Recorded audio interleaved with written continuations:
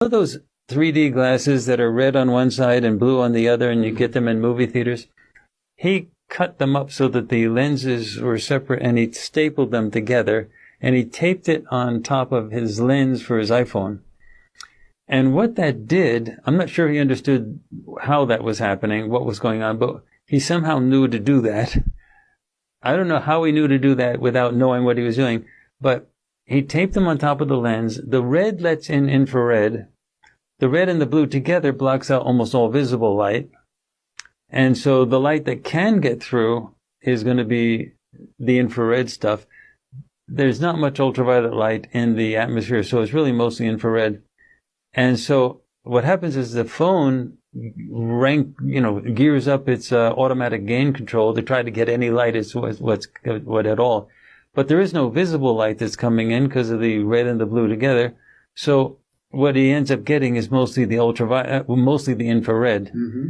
And he started taking videos with his iPhone with this makeshift thing of the Washington, D.C. area, and he started to get a whole bunch of UFOs.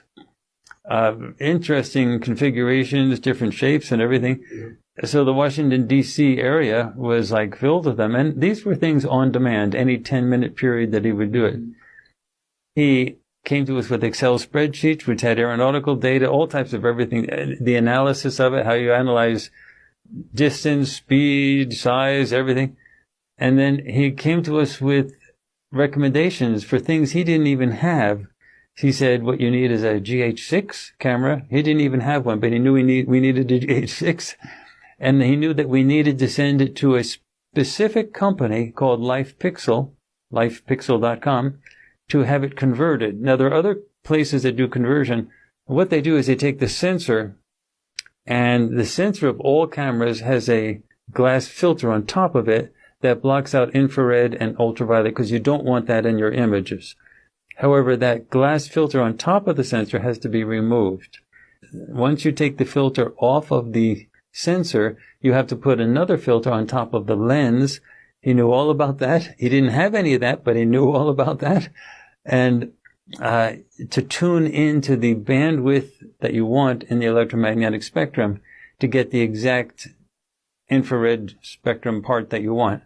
And so then he showed us a lot of videos on our big screen in our own office, standing up with a laser pointer and everything, showing the videos of these UFOs that were very clearly UFOs. Mm-hmm. And then he also talked about the frame rate issue because they go so fast. The thing about the GH6, why it was unusual, is you have to shoot wide angle because you can't see these things. They're invisible, both because of some stealth technology that you can see them only in infrared, and secondly, they're going 20,000 miles an hour. So it could be the size of the Titanic. You're not going to see it if it's 20,000 miles an hour. So we shot it at 120 frames a second. It was like, this is one of those experiences you have only once or twice in your whole life. You do something first time out and like, it's right in front of you. In 10 minutes, we had like 30, 40 UFOs right over my house. Mm-hmm. And some of them were huge. And they were swooping down like Star Wars jet, like Star Wars TIE fighters.